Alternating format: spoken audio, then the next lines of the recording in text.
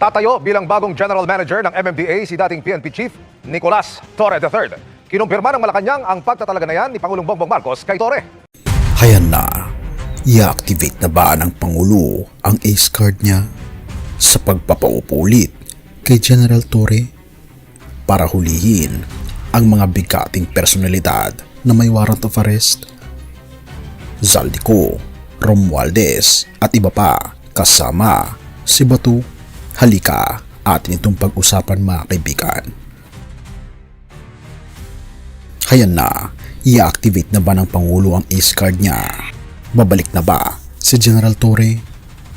The Justice Department is considering at least two options in case an international criminal court arrest warrant is issued against Senator Ronald De La Rosa. Is there still a plan to reconsider General Nick Torres? He name dropped the President, making Saldico believe para imbestigahan ng Ombudsman. Ito ay tungkol sa mga impormasyon. Bukod kay Ko, damay din daw ang 17 individual mula sa DPWH at SunWest Corporation. May kumakalat na naman na bulong-bulungan. Pero bakit parang this time, hindi lang bulong kundi pasipol na halos sumisigaw? Dahil ang tanong ng buong bansa ay i-activate na ba ng Pangulo ang ace card niya at ibabalik na ba si General Torre para habulin ang mga bigati na may warrant of arrest? Pero teka, bakit biglang lumutang ulit ang pangalan ni General Nicolas Torre III? Therefore kailangan nating himayin dahan-dahan. Pero focus po na kaibigan dahil this will get darker, stranger, at baka mas totoo kaysa sa akala mo. Floating lang si Torre, hindi siya natanggal. Oo, narinig mo yan sa mga analyst at ilan sa mga vloggers. Gayon din sa interview ni Lacson kay DILG Secretary Remulla. Pakinggan pa natin ito. Is there still a plan to reconsider General Nick Torre to be recalled as CPNP? And when Nick Torre retires, then nabakit yung 4-star position. That's the time that he can be promoted. But, you know, position and rank are two different matters. Yes, you're correct, Mr. President, because General Nick Torre still has not resigned or started. He resigned as CPNP. He resigned as CPNP. So he's no longer CPNP. No So the more, position sir. of CPNP is vacant. Si General Torre ay relieved but not resigned, not retired. Therefore, technically, legally, may hawak pa siyang 4-star rank. Pero bakit mahalaga yan? Simple, kapag may 4-star ka, kapag hindi ka tinanggal sa service, kapag waiting for assignment ka lang, pwedeng-pwede kang tawagin pabalik anytime. Lalo na kung national security at high value arrest ang usapan. At dito nagsisimula ang kakaibang kaba. Pero teka, bakit siya? Bakit si General Torre? Ang ace card theory. Sino ba ang huling nahuli niya? Alam nating lahat ang history ng pagkakadampot kay Pastor Apollo Kibuloy, former President Rodrigo Duterte, Alice Go at marami pang iba. Therefore, ano ang mensahe? Kung gusto mong mahuli ang isang ayaw magpahuli, si Torre ang tawagin. Dahil alam naman natin na marami ang mga lumabas ng bansa katulad ni Ko na ngayon ay may arrest warrant na. At ngayon guess what? Sila rin ang huhulihin. Hindi lamang si Ko, si Romualdez at ang kanyang mga kaalyado, mga kontraktor na nabilisang naglaho. At oo, si Senator Bato de la Rosa kung totoo ngang imumove ng ICC ang proseso ng kanyang arrest warrant na ayon din kay Ombudsman Remulla. Napag-alaman ko from Undersecretary Bernardo na may mga tao sa Malacanang, not the President, not authorized by the President, who misrepresented him. I will name some of them. Undersecretary Adrian Bersamin. He name dropped the President, making Saldico believe na utos ng Pangulo na ipasok sa BICAM yung insertions na 100 billion. Sa bagong video, inanunsyo ni PBBM na may arrest warrant na laban kay Zaldico. Bukod kay Ko, damay din daw ang 17 individual mula sa DPWH at SunWest Corporation. Kasunod ito ng pagsampa ng kaso ng Ombudsman sa Sandigan Bayan itong Miyerkules batay sa ebidensya mula sa ICI at DPWH. At ang nagbabantang arrest, araw ang binibilang, hindi buwan. Ayon sa mga pumapalutang na ulat, may mga arrest warrants na ilabas kaugnay ng flood control scam. Gayon din, inilabas ng Pangulo ang nakakagulat na revelasyon sa mga bigating taong ito na totoo ang sinabi niya na bago magpasko ay mahuhuli na sila.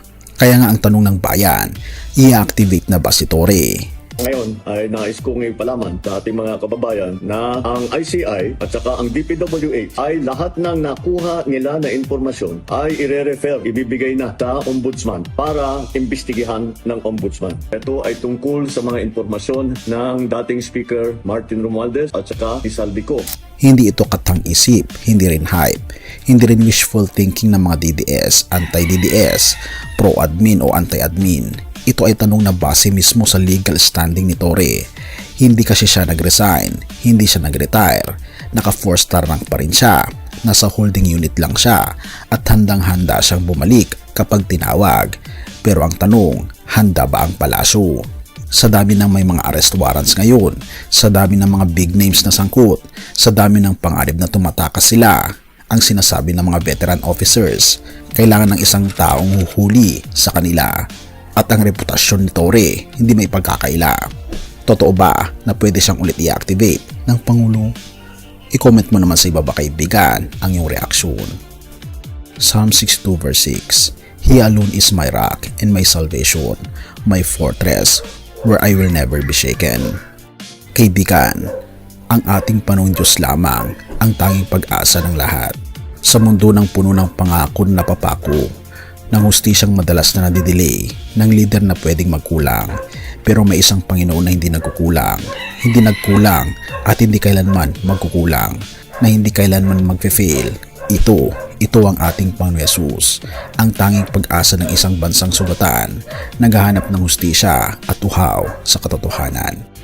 Purihin ang ating Panginoong Diyos at tayo manalangin. Ama naming Diyos na makapangyarihan sa lahat, tunay nga po Panginoon na kayo po ang aming tanging pag-asa. Kami po ay lumalapit sa iyo ngayon, pagod, naguguluhan at minsan natatakot sa mga nangyayari sa aming bayan. Pero sa gitna ng kaguluhan, ikaw ang kapayapaan na hindi nauuga. Ikaw ang ilaw na hindi namamatay. Ikaw ang pag-asang hindi nabibili, hindi natitinag at hindi kailanman nagkukulang. O aming Panginoong Diyos, itinatapat namin ang aming bansa sa iyo. Linisin niyo po ang aming pamahalaan, ang aming liderato, at lalo na ang aming mga puso. Palitan niyo po ang aming mga takot ng tapang, ang mga paggalito ng kaliwanagan, at ang pagkadapa ng muling pagbangon. O aming Panginoong Diyos, hinihiling namin na ikaw ang manguna, ikaw ang magligtas, ikaw ang magturo kung ano ang tama, at ikaw ang magtanggol sa mga naghahanap ng hustisya. O aming Panginoong Diyos, kayo po ang aming bato, ang aming kalasag, at ang aming kaligtasan. Sa iyo po kami nagtitiwala, sa iyo po kami kumakapit, at sa iyo lamang kami umaasa.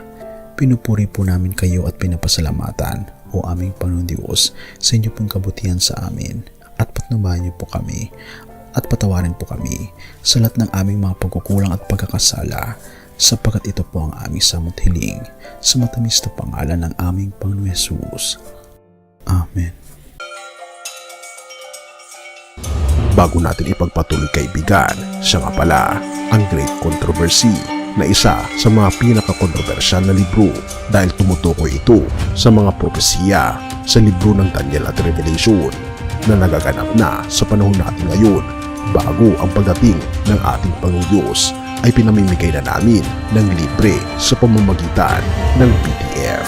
At ito ay nasa limited lamang na panahon, kaya i-click mo sa description sa baba upang ma-avail mo kaibigan ang napaka-importanteng libro ito na magbubukas sa iyo sa mas maliwanag mong hinaharap.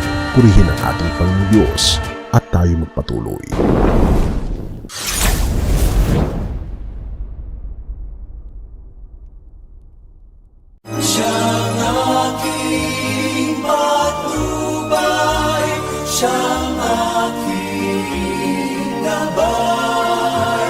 Siya ang tanging Panginoon, magpakailanman.